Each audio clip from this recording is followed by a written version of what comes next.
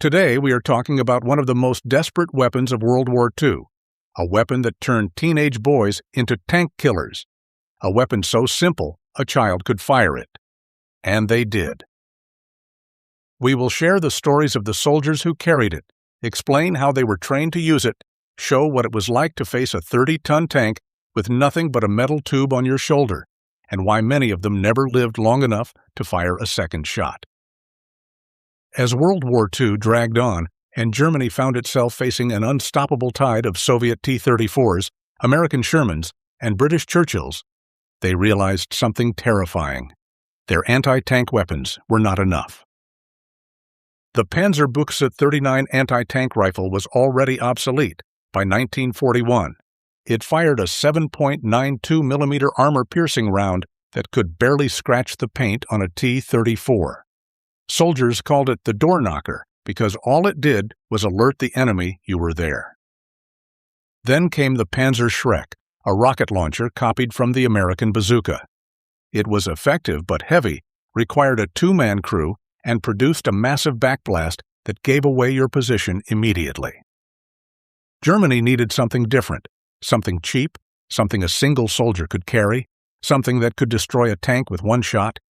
And in 1943 they created it, the Panzerfaust, the Armor Fist. It was a disposable, single-shot, recoilless anti-tank weapon, a shaped charge warhead mounted on a simple steel tube. No moving parts, no complicated mechanisms. You aimed it, you squeezed the lever. The warhead flew out at 60 miles per hour, and if you hit the tank, it was over. The Panzerfaust could penetrate up to 200 millimeters of armor, enough to punch through the side of any Allied tank. But there was a problem. The effective range was only 30 meters. Some models could reach 60 meters, but beyond that, you were just wasting the shot. That meant you had to let a 30-ton machine roll toward you, close enough to see the rivets on its hull, close enough to hear the engine, close enough to smell the exhaust, and then you fired. If you missed, you were dead. If you hit but the tank did not stop, you were dead. If you fired and the crew saw where you were dead. This is what it was like to be a Panzerfaust operator. Subscribe to World War II Chronicles if you want to hear the real stories of the soldiers who had no choice but to fight with weapons like this. Because these men were not action heroes. They were terrified, and they did it anyway. Let me take you back. It is 1944. You are 16 years old. You have been in the Hitler Youth for 3 years. You know how to march. You know how to salute. You know the party songs. But you do not know how to fight.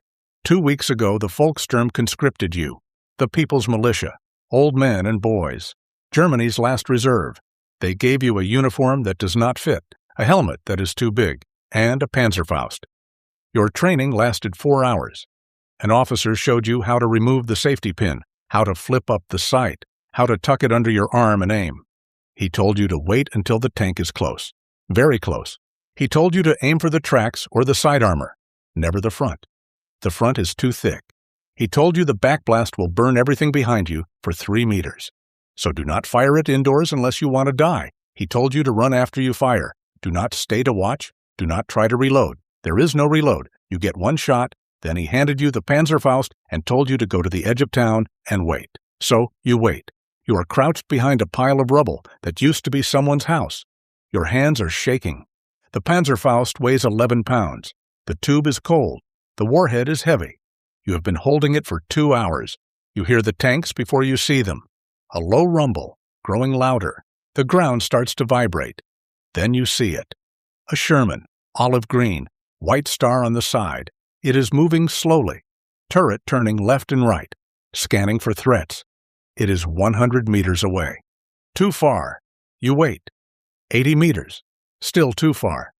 Your heart is pounding so hard you think the crew can hear it. 60 meters. You could fire now.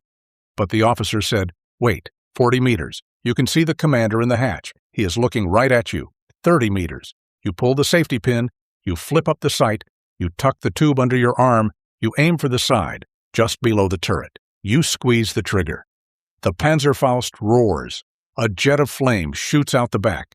The warhead streaks forward. It hits. The explosion is deafening. Smoke pours from the side of the tank. The tracks stop moving. You do not wait to see if the crew gets out. You drop the tube. You run.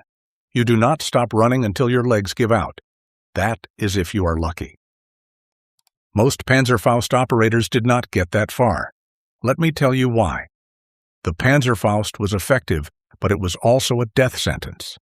First, the range. 30 meters is close. Unbelievably close. Tank crews knew this. They knew that if they saw someone with a Panzerfaust, they had to kill them immediately. So they did. Machine gunners would sweep suspected positions. If you were spotted before you fired, you were cut down. Second, the backblast. The Panzerfaust produced a massive blast of flame and smoke when it fired. It was visible from hundreds of meters away. Every soldier on the battlefield knew what it looked like. The moment you fired, every gun turned toward you. You had maybe 5 seconds to run. Maybe. Third, the accuracy. The Panzerfaust had no rifling. The warhead flew straight, but it was affected by wind, by rain, by the angle of the shot. If the tank was moving and you did not lead your target enough, you missed. If you fired from too far away, the warhead dropped. If you fired from too close, you did not have time to aim. And if you missed, you did not get a second chance. Fourth, the tanks were not alone. They were always supported by infantry. If you fired at a tank, the infantry saw you, and they came for you. There are reports of Panzerfaust operators being shot, bayoneted, burned alive in buildings, captured and executed on the spot. Because the soldiers in those tanks were someone's brother, someone's son, and you just tried to kill them. But the worst part was this.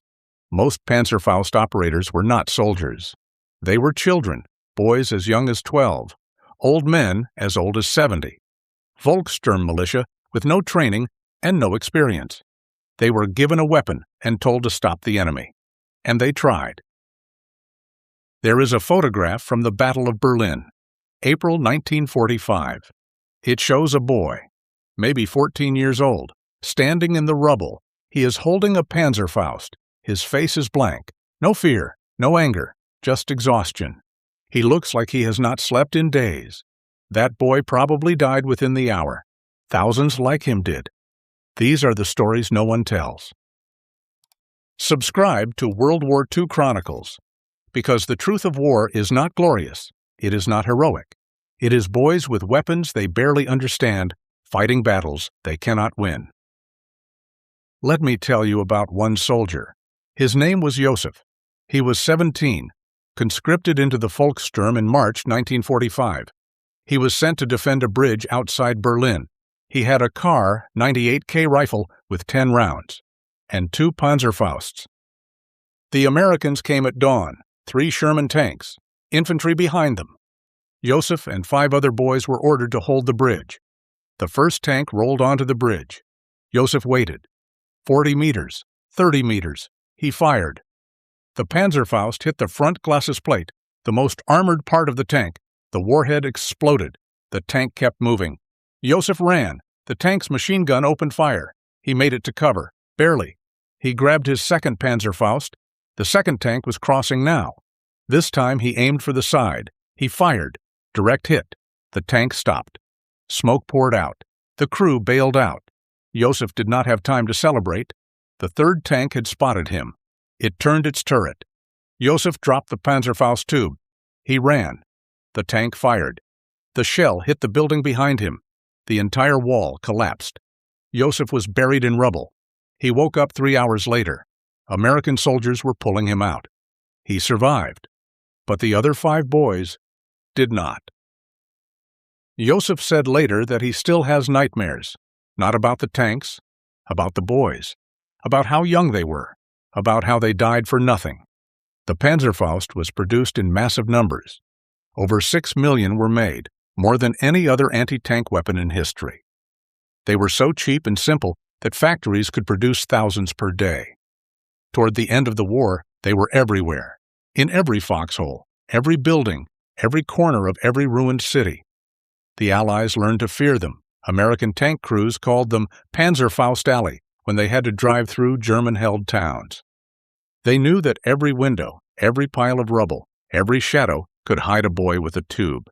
Some crews welded extra armor plates onto their tanks, sandbags, spare tracks, anything to add protection. It did not always work.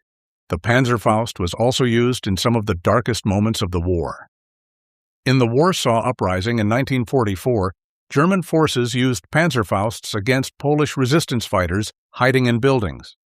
The shaped charge warheads were devastatingly effective against brick and concrete. Entire buildings collapsed. Civilians died. After the war, the Panzerfaust design influenced nearly every anti-tank weapon that came after: the Soviet RPG-2, the American M72 LAW, the modern RPG-7. All of them use the same basic principle: a shaped charge, a simple tube, a single shot. The Panzerfaust was copied, improved, refined. It is still in use today in some parts of the world, but the men who used it in World War II did not live to see that legacy. Most of them died in the last 6 months of the war. In Berlin, in the Ruhr, in Austria, boys and old men with weapons that could kill a tank but could not save them. So here is what we know. The Panzerfaust was one of the most effective anti-tank weapons ever made. It was simple, it was cheap, it was deadly, but it was also a weapon of desperation, given to soldiers who had no training, no support, no chance, and they used it anyway, because they had no choice. That is the real story of the Panzerfaust, and that is why we tell these stories. Subscribe to World War II Chronicles, because history should never forget the boys who fought with weapons like this, because they were not heroes, they were victims, and they deserve to be remembered.